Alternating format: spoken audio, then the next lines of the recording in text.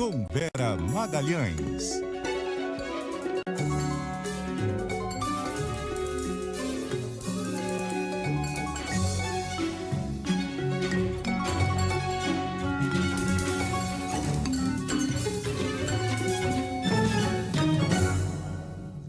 Oi, Vera, boa noite. Oi, Carol. Oi, Muniz. Boa noite para vocês, para quem nos ouve e nos assiste. Oi, Vera, boa noite. Vera, assunto do dia, o lançamento da nova política industrial do governo. Na primeira edição do Viva Voz, você já falou sobre os pontos positivos e os que suscitam dúvidas. E um deles foi justamente essa ênfase dada ao BNDES. O presidente do banco, Aloysio Mercadante, rebateu essas críticas, disse que não é uma reprodução daquela política dos campeões nacionais. Vai ser mais do mesmo? O que a gente pode esperar? Olha, Carol, o que distingue as duas coisas, e nesse ponto o Mercadante tem razão, é que lá atrás, nos campeões nacionais, o governo elegeu alguns setores e até algumas empresas dentro desses setores que tinham potenciais para ser grandes indutores de crescimento, para bombar e para ser líderes nos seus segmentos, mesmo em relação a empresas mundiais. E aí lançou toda uma narrativa que é política, de que esses seriam os campeões nacionais, e pôs dinheiro em cima dessas empresas, particularmente ali, seja na compra de ações, apoiando processos de fusão e de aquisição de algumas dessas companhias, investindo na internacionalização dessas empresas, e isso foi o que se mostrou frustrado em muitos casos e acabou se revelando um tiro na água. O que o Mercadante diz? Agora não vai ser mais assim, é uma política industrial voltada para fomento, mas aberta a todas as empresas que inscreverem projetos, a vários setores indistintamente, e não vai ser caso a caso ali, com o BNDES escolhendo empresas que vão receber um tratamento diferenciado. Então, ele distingue a política dos campeões nacionais, embora ele faça lá um head, dizendo que o banco não perdeu nem um centavo naquela época, etc., mas que agora vai ser diferente. Então, do montante geral ali de 300 bilhões investidos até o fim do mandato do Lula, eles estão prevendo 271 bilhões em financiamento, ou seja, você pega crédito, mas tem de pagar, mesmo que subsidiado, mesmo que com vantagens. 21 bilhões não reembolsáveis, ou seja, fundo ali perdido, fundo mesmo de fomento, e 8 bilhões em aportes diretos na compra de ação, que seria em setores ali em que o banco entende que o governo tem de estar presente por questões estratégicas. Então, é uma coisa voltada muito para empréstimo e não tanto como era a política dos campeões nacionais. O que as críticas focam, né? O fato de que o governo entrar numa política de indução de crescimento vai significar mais desembolso, vai significar mais gasto, uma certa dúvida sobre se o Tesouro vai ser acionado também para financiar esses projetos, ou seja, uma dúvida do mercado se a gente estaria entrando numa maior fonte de gastança, além das outras que já estão precificadas. Então, o mercado financeiro reagiu mal, com uma certa desconfiança, um certo ceticismo, inclusive pela remissão a essa época da Dilma, dos campeões nacionais, mas o setor industrial reagiu bem. A Fiesp elogiou, a Fiesp já vinha cobrando fazia muito tempo uma política industrial, e o que eles chamam a atenção, e eu acho que é algo que a gente merece aqui analisar, é o seguinte: olha, outros setores recebem subsídios até maiores, e anualmente é uma política já anual de incentivo, sem que isso gere uma comoção e uma dúvida. Por exemplo, a agricultura, que é um setor tão pujante e que gera tanto emprego e gera tanto PIB, etc., recebe o Plano Safra, que nada mais é do que crédito subsidiado ano a ano. Então, a indústria cobrava o que eles chamam de Plano Safra da indústria, porque a indústria já foi o maior percentual de crescimento do PIB lá atrás, deixou de ser há bastante tempo e quer voltar a ter esse protagonismo. Para isso, ela vai ter que investir fortemente em inovação, fortemente em tecnologia, E aí outra defesa que tanto Lula, quanto o Mercadante, quanto os setores industriais fazem é, olha, isso não é nenhuma exclusividade do Brasil, não é algo do governo petista, não é algo de governo de esquerda, o mundo está fazendo incentivo à inovação tecnológica, à transição energética, a todos esses fatores que têm a ver com política industrial. Biden tem uma política industrial fortíssima, está gastando bilhões de dólares nisso. A União Europeia, os países têm individualmente, ela tem como bloco, e a China faz isso há muito tempo, subsidiando setores que ela acha estratégicos para ela. Então, a defesa que o governo faz da política vem do fato de que o mundo, em muitos casos, defende ali, não vamos fazer reserva de mercado, não vamos fazer protecionismo, mas na hora de incentivar a sua própria indústria, sempre aporta muito dinheiro. E isso faz sentido, isso é real, isso não é só retórica e só narrativa, não. Agora, Vera, o presidente Lula parece que está bem preocupado ali com a perda de ímpeto da economia, né, como um todo. No ano passado, o país cresceu cerca de 3%. Para esse ano, as previsões são ainda mais tímidas. Hoje ele deu algumas dicas, né, falou um pouco sobre isso. Tem razão para esse temor? E, além disso, o que isso tudo poderia representar, né, se essas previsões se confirmarem? O que isso poderia representar para o governo em termos políticos? Pois é, o Lula anda muito preocupado, ele está fissurado, na verdade, nessa história da popularidade dele. Ele acha que a popularidade dele vai derivar da economia, vai derivar da capacidade do governo de gerar emprego, de gerar renda, e isso sempre foi verdade, né? Isso é uma máxima meio inexorável. Política e economia andam muito juntas em razão do fato de que, para presidentes serem populares e terem capacidade de se reeleger, a economia tende a estar bem.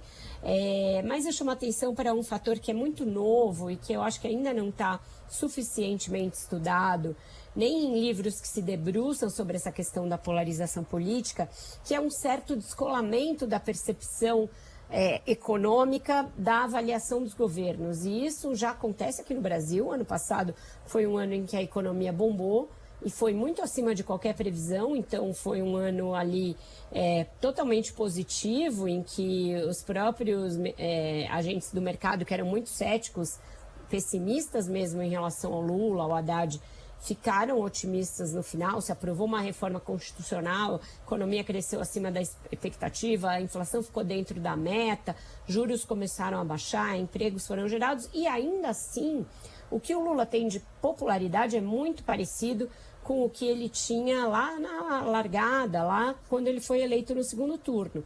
Nos Estados Unidos, mesma coisa, o Biden está indo bem, é um governo em que a economia está indo bem, mas o Trump é franco favorito. Então, isso tem que ser mais bem estudado, porque a gente está vivendo uma era em que não necessariamente vale aquele bordão, a economia estúpido, nem sempre. Então, me parece que o governo vai ter de pensar e usar outras ferramentas para, se quiser, quebrar essa polarização. Me parece que só a economia não dá mais conta de resolver a equação. Parece ter aí uma disputa por narrativas, uma disputa, inclusive, por questões que vão além da economia, que dizem respeito à política internacional, dizem respeito a questões religiosas, a questões comportamentais, em que o governo ainda patina e tem dificuldade de falar com um público diferente daquele que elegeu o Lula. Então, só a aposta, vamos fazer bombar a economia, não me parece ser suficiente para quebrar essa bolha que vai contra o Lula. Eu acho que eles vão ter de pensar para além disso. Vera, ainda nessa seara econômica, a expectativa é que nessa semana, finalmente, se revele aí o terceiro segredo de Fátima, né? Segredo de $1 milhão. Tem acordo ou não nesse MP da reoneração? Porque cada um fala uma coisa, a gente não sabe o que está acontecendo, porque, por enquanto, o silêncio, né, no governo. Silêncio. O ministro Fernando Haddad voltou de férias, mas não falou ainda com ninguém. Deverá falar hoje à noite. A grande expectativa minha, pelo menos, é que ele fale sobre isso no programa hoje. No Roda Viva. Então, meu celular ficou o dia inteiro aqui, empresário, político, todo mundo. Ele vai no Roda, ele vai falar, Então, esperamos que ele fale. Então, um programa com bastante expectativa. Vai ser a primeira vez que ele vai falar em on, depois que ele se encontrou com com o Rodrigo Pacheco e com o Arthur Lira. Ele ficou mudo depois dessas falas.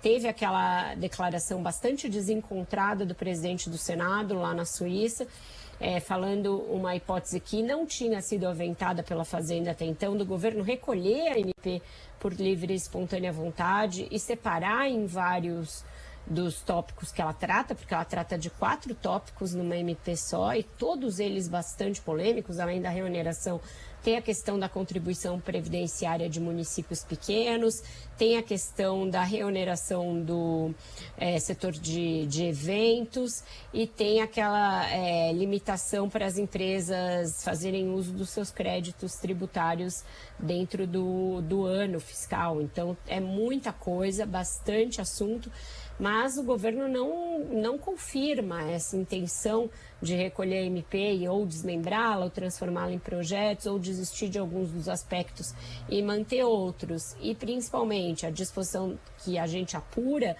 ali com o entorno do ministro é dele insistir na ideia de reonerar a folha de pagamentos já a partir desse ano e progressivamente até 2027. Então, hoje é dia de esclarecer isso.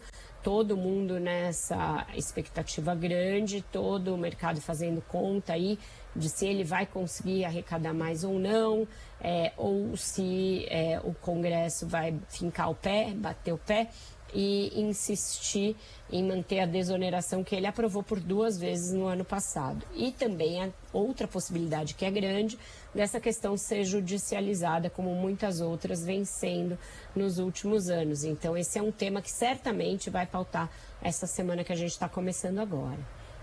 Todos atentos hoje à noite, porque que pode sair de pistas aí sobre essa questão.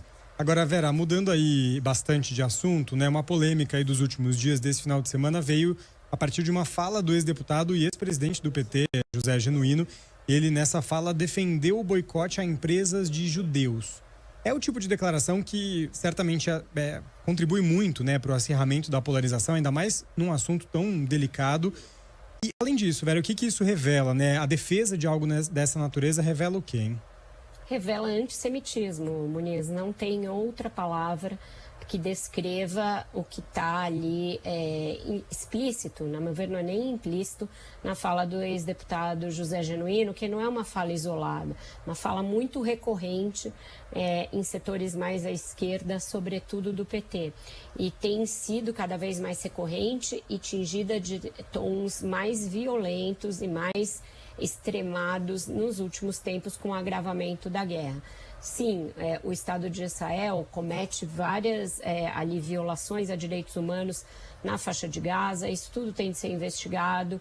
É muito desproporcional o poderio que o Estado de Israel tem em relação aos palestinos como população, mas também é verdade que o Hamas é um grupo terrorista que quer a extinção do Estado de Israel. Eles não reconhecem o direito do Estado de Israel existir. E quando o ex-deputado José Genuíno ou qualquer outro político faz uma fala propondo o boicote a empresas de judeus, ele está colocando um povo aí como destinatário da sua pregação. E ele está, portanto, não concentrando a sua crítica no Estado de Israel, no governo atual do Estado de Israel, mas em todo o povo judeu. E isso nada mais é do que antissemitismo que tenta se disfarçar de outra coisa, de preocupação humanitária, de preocupação com a solução de 2 estados, o que quer que seja. E isso é muito grave porque o antissemitismo está crescendo no mundo na esteira do que se vê na faixa de Gaza. As cenas ali da destruição à Palestina são muito fortes, são muito chocantes, e isso tem canalizado a revolta natural com essas cenas para uma revolta contra a existência de Israel e também contra o povo judeu. Isso é muito perigoso, porque a gente já tem grupos antissemitas atuando no mundo ao longo de todas as décadas, desde que a Segunda Guerra Mundial terminou, e fomentá-los por meio da guerra é algo muito perigoso, é algo que está acontecendo e para o que a gente tem de estar atento, porque paralelamente a isso, cresceu muito a tentativa de negar a existência do Holocausto, a gravidade do Holocausto, ou mesmo para colocar uma coisa que é muito sinistra, que é quase uma coisa de tá vendo como eles mereceram, porque esse discurso também está crescendo no mundo e ele é gravíssimo. Então, acho que a gente tem que parar, prestar atenção e repudiar, sem meias palavras, falas como essa do ex-deputado José Genuíno. E aí, em relação ao que você falou da polarização, elas jogam ali um papel fenomenal para piorar a polarização. Ele já vai ser processado, já tem notícia-crime contra ele, e claramente isso tudo faz com que toda a comunidade israelense e judaica se volte contra o conjunto da esquerda e o conjunto do PT. Por quê? Porque a fala dele não foi repudiada pelo governo, não foi repudiada pela direção do partido, e isso leva a que essa ambiguidade seja lida na comunidade israelense como um apoio implícito, como um apoio latente. Então, é muito ruim, é muito grave, deveria ser objeto de repúdio por parte de toda a esquerda que se quer democrática, e eu vi democratas de esquerda repudiando, como a deputada Tabata Amaral, por exemplo, mas deveria ser a prática de todo democrata repudiar falas como essa, que são, sim, notadamente, inequivocamente antissemitas. Vera, TRE do Paraná retoma essa semana o julgamento do senador Sérgio Moro, que pode perder o mandato. Tem ainda algumas incertezas sobre esse julgamento? Tem, principalmente em relação à composição do colegiado que vai julgar o Sérgio Moro, Carol, porque o TRE está retomando os trabalhos depois aí do recesso, mas vários dos juízes que integram a Corte Eleitoral do Paraná têm os seus mandatos para vencer, tem questões aí de questionamentos, a sua possibilidade de estar lá, a sua suspeição para integrar esse julgamento. Então tem aí uma incerteza de qual colegiado que vai julgá-lo, e porque isso pode ter também uma influência sobre o resultado. O que a gente tem até agora que são duas ações que questionam o mandato do deputado por abuso de poder político e econômico. Uma delas vem, inclusive, do PL, do ex-presidente Jair Bolsonaro, e a outra da coligação que era integrada pelo PT. Então, ela deve ocorrer já nesses próximos dias, provavelmente nessa semana. Tem um parecer favorável pela perda do mandato, que é do Ministério Público. E o deputado tenta se defender, dizendo que ele está sendo alvo aí de uma ação política, etc. Mas a situação para ele não é boa.